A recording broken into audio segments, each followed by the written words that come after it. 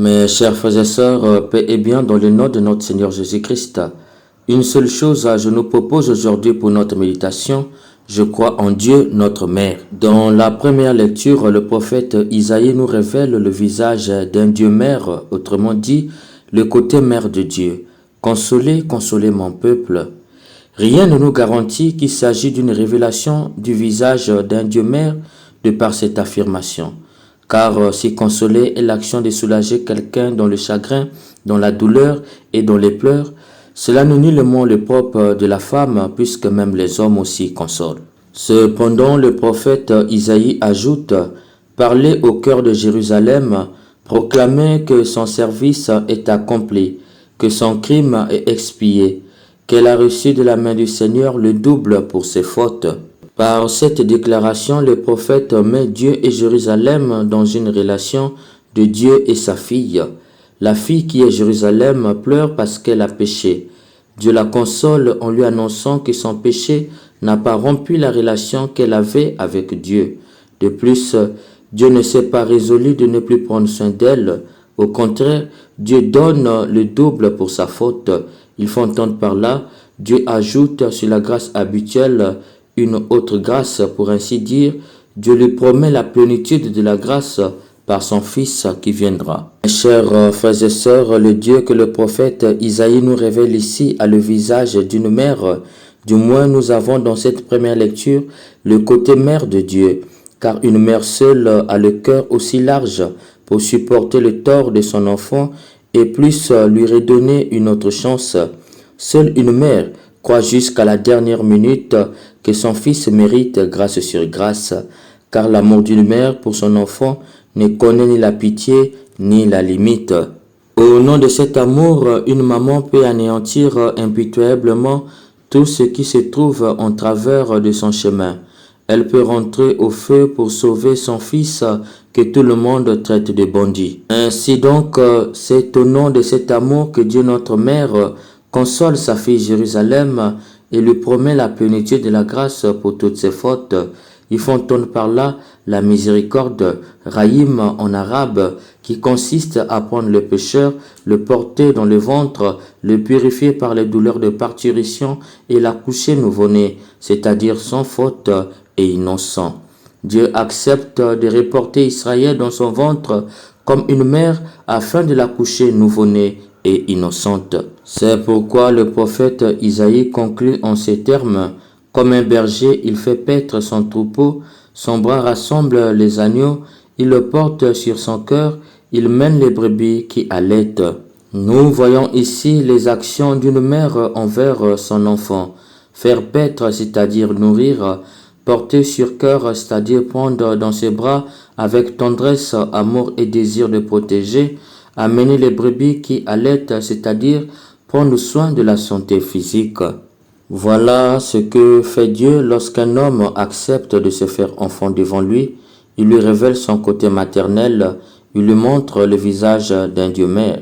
C'est pourquoi dans l'évangile, Jésus qui est le visage incarné du Père, venu dans le monde pour nous dire qui est Dieu pour l'homme, s'inscrit dans cette optique de révélation faite par le prophète Isaïe. Il nous confirme que Dieu est aussi une mère.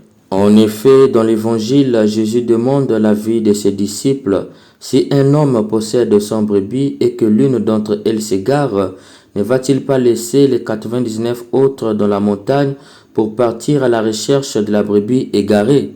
À la différence de Saint Luc qui raconte cet même épisode en mettant l'accent sur l'intérêt individuel qui doit primer sur l'intérêt général, Saint Matthieu lui met l'accent sur le prix qu'un enfant a pour Dieu notre Mère. Un enfant a vraiment du prix aux yeux de Dieu à telle enseigne qu'il est prêt à se sacrifier pour le sauver.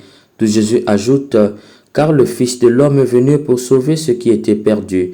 Il faut entendre par là qu'un objet a toujours une valeur égale au prix payé pour l'acquérir. Le prix donné pour sauver un homme qui accepte d'être un enfant de Dieu n'est rien d'autre que le prix que lui coûte son Fils éternel Jésus-Christ. En clair, Dieu comme mère n'est pas prêt à perdre un seul de ses enfants.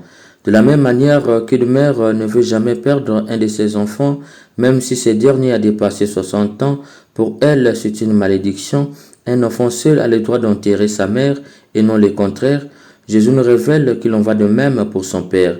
C'est pourquoi Dieu notre Mère a le même dévouement à l'endroit de 99 brebis qu'à l'endroit d'une seule brebis.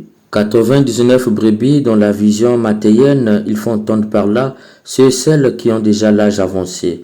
Et la seule brebis égarée, il faut entendre par là, l'enfant qui vient de naître aujourd'hui. En fait, Dieu notre Mère s'inscrit en l'encontre de la logique humaine. Dans notre logique des hommes, lorsqu'un bébé meurt, on se sent moins ému, d'où on ne lui prépare pas des funérailles pompeuses. Par contre, lorsqu'il s'agit de la mort d'un adulte, on est plus ému et on lui réserve des funérailles honorables. Or cet adulte, parfois pour Dieu, il était incrédule, mort dans ses péchés, parce qu'il avait méprisé la grâce. Il n'y a eu pour lui aucune joie dans le ciel. Pour Dieu notre Mère, l'amour d'un homme adulte est proportionné à l'amour d'un enfant. Il prend soin avec la même tendresse un enfant et un adulte. Il ne veut perdre aucun. Il va se donner pour que tous deux aient le salut. Qu'il me soit donc permis ici d'ouvrir une parenthèse sur le baptême des enfants. Les évangéliques et les églises des réveils pensent qu'un enfant n'a pas le droit d'être baptisé. Si le baptême fait de nous des enfants adoptifs de Dieu, pour eux un bébé n'a pas le droit d'être appelé enfant de Dieu.